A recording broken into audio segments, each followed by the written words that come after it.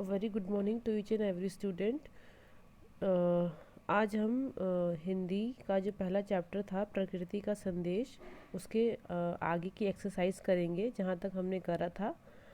हमने इसके पहले प्रश्न उत्तर करे थे और कविता की पंक्तियाँ पूरी करी थी और सही और गलत का निशान लगाया था। उसके आगे का हम पढ़ेंगे क्या है। ये आपका कंटेंट देख लीजिए। एक्सरसाइज जो बची हुई थी वो करेंगे और साथ ही साथ दूसरा चैप्टर जो है वो शुरू करेंगे। ठीक है, तो चलिए पहले एक्सरसाइज करते हैं। एक्सरसाइज में देखिए नंबर 4 पे देख सकते हैं, निम्न शब्दों के तुकांक लिखिए। तो तुकांक का मतलब होता है मिलते जुलते शब्द, मतलब जिनकी जो प्रोनाउंसिएशन होती है, बोलते हैं, वो सेम होता है। ठीक है, तो यहाँ पे 4 दिए हुए हैं। उठाकर, ठीक है, तो उठाकर से मिलता जुलता शब्द क्या बन रहा है आपकी कविता में? लहराकर, है ना। ठीक है, तो रंग है, उसी तरीके से मिलता जुलता शब्द क्या बनता है यहाँ पर? उमंग। भार का है मार, हाँ ठीक है, और जाओ का आओ।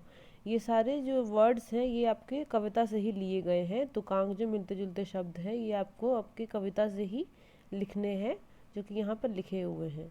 ठीक है, नंबर 5 में देखिए विलोम शब्द लिखिए। विलोम का मतलब होता है उल्टा शब्द, जो वर्ड लिखा है उसका ऑपोजिट वर्ड। ठीक है, ऊंचा का नीचा हो जाएगा, गिरना का उठना, मीठा का खट्टा और आकाश का पाताल। ठीक है बच्चों, विलोम शब्द मतलब इसका उल्टा लिखना है। पर्यायवाची मतलब मिलते जुलते शब्द, ठीक है, जिनका मतलब सेम होता है, ठीक है, जिनका मीनिंग सेम होता है। शीश मतलब सिर, मतलब ये दोनों का मीनिंग सेम है।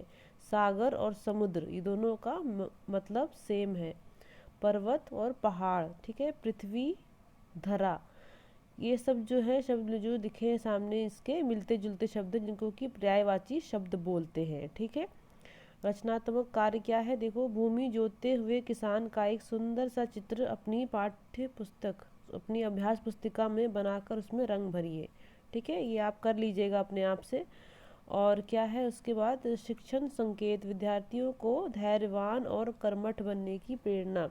ठीक है, तो बच्चों ये प्रकृति का संदेश से हमने क्या सीखा था? हमने ये सीखा था कि हमें कैसा बनना है? धैर्यवान बनना है धरती की तरह, और साथ ही साथ कर्मठ बनना है, मतलब कि मेहनती बनना है हमें। ठीक है, समझ में आया?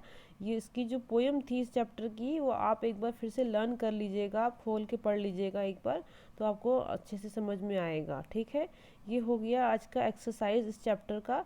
अब हम दूसरा चैप्टर पढ़ेंगे इसका, जिसका नाम है बंदर और मगरमच्छ। ठीक है बच्चों, दूसरा चैप्टर क्या है? बंदर और मगरमच्छ। इसमें एक स्टोरी है, वो मैं आपको आधी आज इस वाले वीडियो में बताऊंगी, उसके बाद वाले में बात क्या बताऊंगी। ठीक है, तो आइए हम पढ़ते हैं क्या है स्टोरी में। एक मगर दंडक वन के एक बड़े तालाब में अपने परिवार के साथ रहता था। ठीक है, एक मगरमच्छ रहता था पानी में। दंडक वन जो कि जो जंगल था उसका नाम था। ठीक है, बड़े से तालाब में रहता था अपने परिवार के साथ। तालाब के किनारे जामुन का एक पेड़ था। ठीक है, जैसा कि आप देख पा रहे हैं ना चित्र में, देखिए एक जामुन का पेड़ है तालाब के पास ही, और जामुन के पेड़ पर एक बंदर भी रहता था। ठीक है, उसका नाम था मिंकू।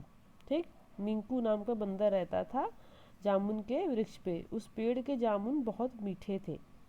जब जामुन के पेड़ में फल लगते थे तो बंदर स्वयं मीठे जामुन खाता और मगर को भी मतलब मगरमच्छ को भी खिलाता था। इस तरह बंदर और मगरमच्छ में दोस्ती हो गई थी। ठीक है, समझ में आया बच्चों? जामुन जो होते थे जब फलते थे तो बंदर खुद भी खाता था और साथ ही साथ मगरमच्छ को भी खिलाता था। फिर क्या हुआ? तो एक दिन मगर अपने घर गया। मगरमच्छ जो है अपने घर में, मतलब तालाबी में रहता था, वही उसका घर था। गया और उसने कुछ जामुन अपनी पत्नी को भी खिलाए। ठीक है, उसने अपनी जाके अपनी पत्नी को भी जामुन खिलाए।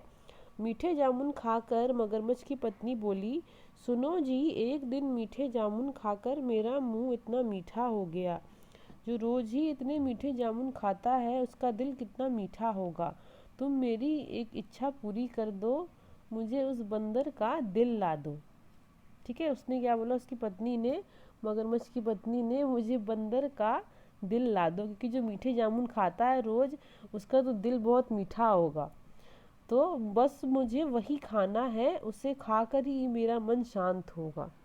उसकी पत्नी ने बोला कि मुझे उस बंदर का दिल ला दो, वही मैं खा लूँगी, उससे मेरा मन शांत हो जाएगा। ठीक है। तो तो उसकी पत्नी ने, मगरमच्छ की पत्नी ने अपने मगर से ये बोला। ठीक है।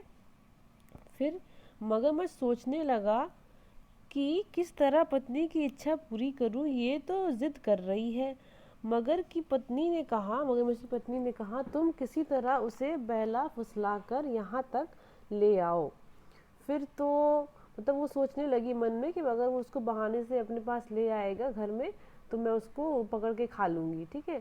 तो मगरमच्छ की पत्नी बंदर के दिल की मिठास की कल्पना में खो गई, ऐसा सोचते हुए वो खो गई। ठीक है। फिर दूसरे दिन मगरमच्छ ने मिंकू बंदर से कहा, भाई मिंकू, मेरी पत्नी ने तुम्हें दावत पर बुलाया है, बहुत अच्छे अच्छे पकवान बनाए हैं तुम्हारे लिए, तुम मेरे साथ चलो और अच्छे अच्छे पकवानों का मज़ा उठाओ। ठीक है। ऐसा बोला मगरमच्छ ने उस बंदर से। ठीक है। तो इसके आगे की स्टोरी हम दूसरे वीडियो में देखेंगे। ठीक है बच्चों, आप यहाँ तक अपनी बुक्स में पढ़ सकते हो अगर आपको कंप्लीट करना है स्टोरी तो। ठीक है। Thank you so much.